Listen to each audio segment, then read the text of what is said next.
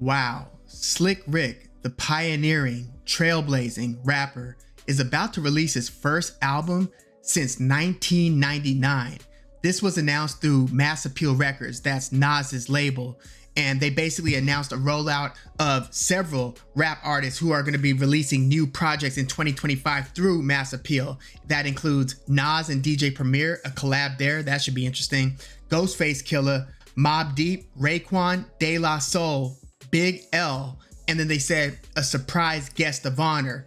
And there was speculation. I remember putting in the comments, it was either on Ambrosia for Heads or OK Player, one of the other Instagram accounts that had announced this.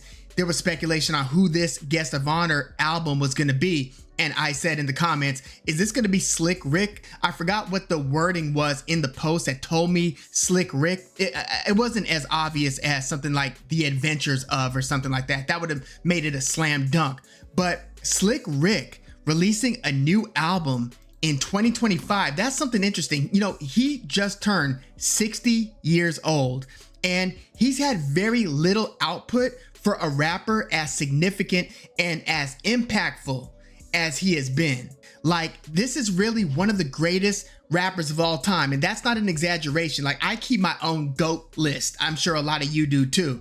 But Slick Rick, as it stands, is my number 14 rapper of all time. That is extraordinarily high if you think about all the rappers that have come around since the mid to late 70s through the 80s, through the 90s, 2000s, 2010s, and so forth. And he did so with basically one classic album from 1988, and that was The Great Adventures of Slick Rick. Now before that, he was MC Ricky D, and he was being showcased by Dougie Fresh. That's where he came with The Show and Lottie Dottie. That was an instant classic in the mid 80s when that dropped. There are just so many iconic moments. I mean, Lottie Dottie was covered almost verbatim by Snoop Dogg on Doggy Style, but Slick Rick, between that early Lottie Dottie and The Show collab with Dougie Fresh as a part of the Get Fresh crew, along with that classic debut album, The Great Adventures of Slick Rick, 1988. Between those two, he kind of laid out the blueprint and redefined and reimagined what rap could be. Like, if you listen to a lot of 80s, 90s, and even 2000s rappers and ask them who their top 5 rappers of all time are, you will find a lot of rappers, especially in the 90s, saying Slick Rick is undeniably in their top 5. Like, a lot of your favorite rappers' favorite rapper is Slick Rick. Like, listen to Snoop Dogg when he gives his top 5. So many rappers will point to Slick Rick not only as one of their favorite, but as one of their chief influences. Like, he redefined what cadences you can use and what flows, what rhythm, what voices and accents you can use in your rap verses. And not to mention the storytelling, like, he redefined what storytelling could be in hip hop. And if you just look at the singles from The Great Adventures of Slick Rick, Children's Story, I mean, that was playing throughout, that still plays on rap radio. That beat, the verses, some of the phrases, hilarious phrases are iconic. So there's Children's Story, there's Teenage Love, Hey Young World, and then there's some non-singles like Treat Her Like a Prostitute or The Ruler's Back, which if you listen to like Jay-Z's track 1 from The Blueprint, listen to Slick Rick's The Ruler's Back, then listen to Jay-Z's The Ruler's Back. He just harkens to that 1988 Slick Rick song throughout his intro to The Blueprint. So Slick Rick, again, he's in a lot of people's top 20 rappers of all time. If you look at most greatest rappers of all time lists, he should be somewhere in the top 20. And the only other rapper I could really liken it to, given how low volume but high impact his whole career was, would be Biggie Smalls, Notorious B.I.G. I mean, Biggie really only dropped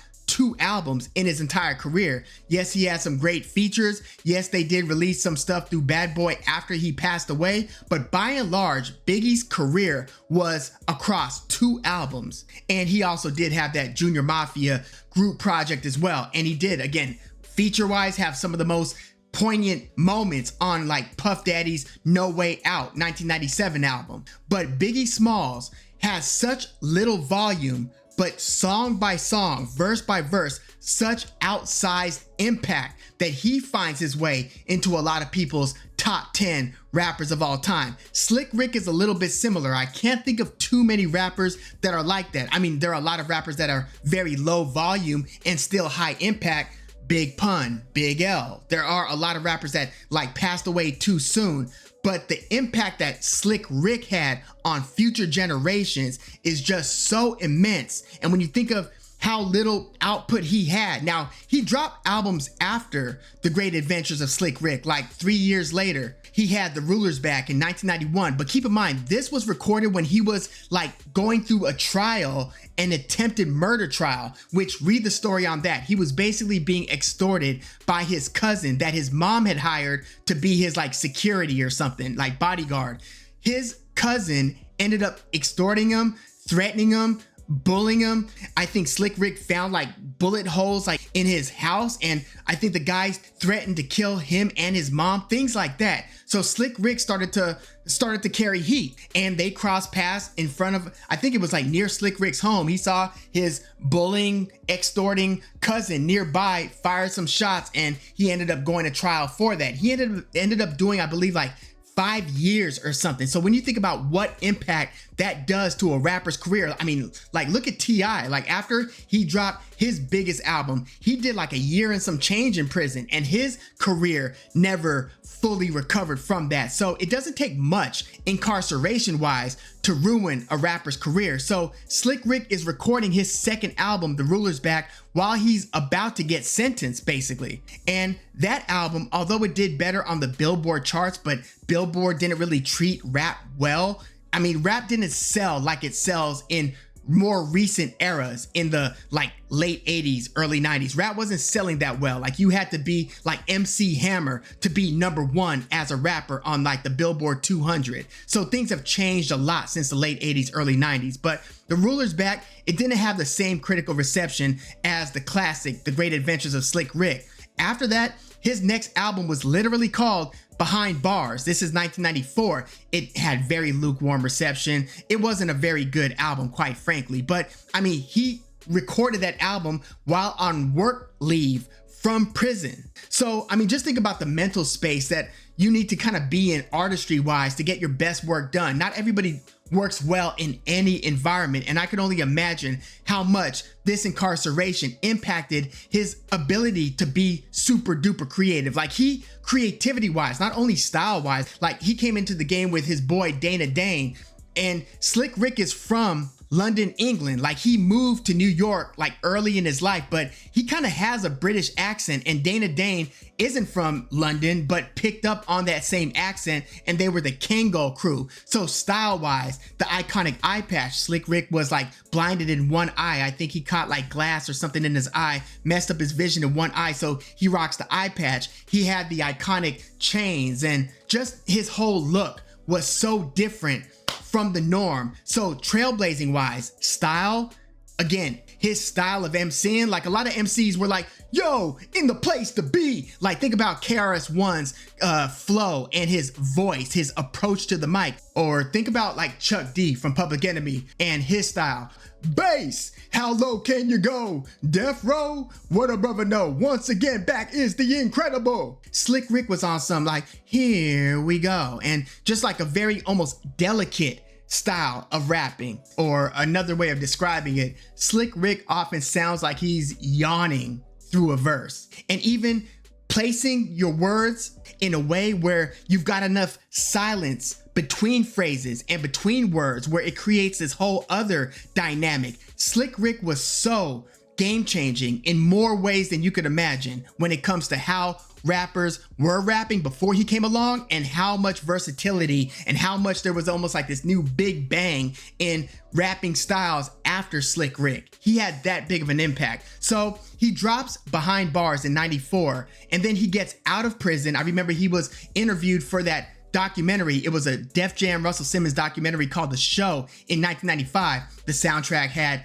Summertime in the LBC. It had the first How High with Method Man and Redman. Great soundtrack, really cool documentary, but they actually interviewed Slick Rick in prison for that documentary. So it wasn't until a couple years later when Outkast put on Aquemini, which you might be able to see one of the records behind me, Aquemini, Outkast's third album, had a song, The Art of Storytelling. There was part 1 and part 2, but part 1 had a remix that included Slick Rick having the second of the 3 verses, and Slick Rick ended up calling his next album in 1999.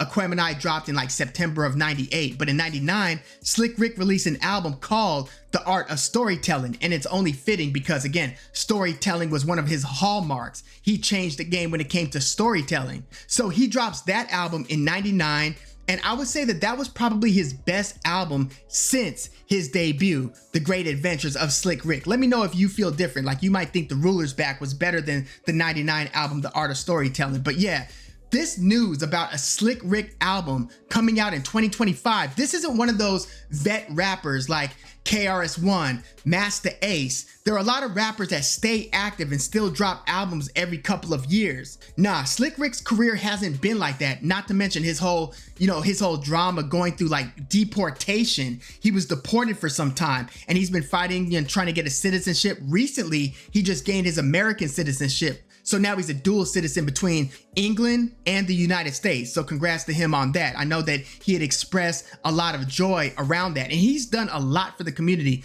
Look at the different institutions he's built, the different programs he's launched. He's done a whole lot. I mean, he did a lot of like talks and mentorship, keeping people out of violent situations and off the streets. Not to say that he was like he wasn't an in the streets guy. He really got caught up in one unfortunate situation that, again, got him incarcerated for half a decade basically. So it's not like his background is that of a gangbanger. That's not Slick Rick's thing, but nonetheless, he's done a lot for the community. So here we are, 2025, through Mass Appeal, he's gonna be releasing this new album. I think it's called Victory. And again, this is his first album in 26 years. So I have no idea what to expect here. Like, again, he's not one of these rappers who stays pretty active and has been just going through the reps of writing verses, recording songs, releasing music. He hasn't been doing that. 26 years removed from The Art of Storytelling in 99. And yeah, this one is called Victory, and it's also executive produced by not only Slick Rick, but with Idris Elba, who's got his own,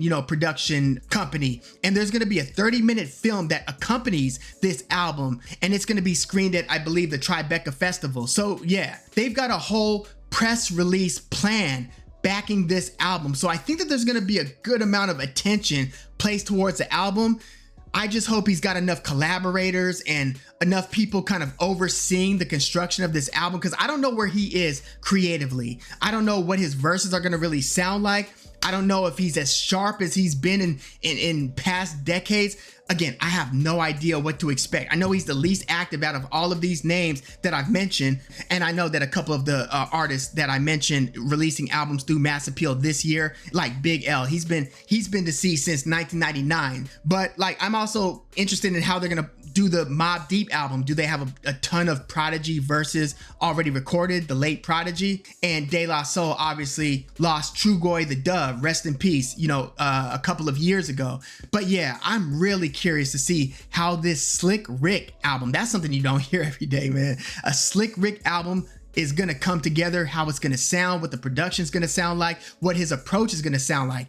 I'd imagine he still is gonna showcase that laid back, very meticulous, but playful style. I just don't know what to expect in terms of how the songs are gonna sound all together. But yeah, he's got the right people backing him, like Nas, Mass Appeal. They've got this support system, and I think that there are a lot of creative heads in this process, Idris Elba and others, that are gonna help to navigate this album rollout. So yeah, let me know what you think. I mean, damn, a Slick Rick album in 2025 at 60 years old. And I know Nas has changed the game in older rapper releases with what he did with the King's Disease and the Magic series 3 and 3, and Nas pretty much ended that at 50 years old. But Nas is about to drop another album again with DJ Premier, Primo. Primo produced not only Nas's Like from Nas's third album, I Am, or Second Childhood from Stillmatic, but remember, he produced Represent, New York State of Mind, and Memory Lane from Illmatic. So yeah, they're gonna do a whole album together. But yeah, let me know your thoughts about this upcoming Slick Rick release, Victory, in the comments. And by the way, where would you place Slick Rick on your GOAT list? It's tough because there's so many people that are placing him above who have put out like 5, 10, or more albums. Slick Rick, you know, yes, he does have 4 albums, 5 with this one that's upcoming, but I feel like he gets an extra boost like Biggie because of the overall impact he's had on subsequent generations. Not too many rappers with such little output would I put so high on my personal GOAT list, but Slick Rick is one of those guys. Again, you ask your favorite rapper who his favorite rappers are, Slick Rick is gonna land on that short list. But yeah, let me know your thoughts in the comments, like the video, subscribe to the channel if you love hip hop like I do. I'm Woog, thanks for tuning in.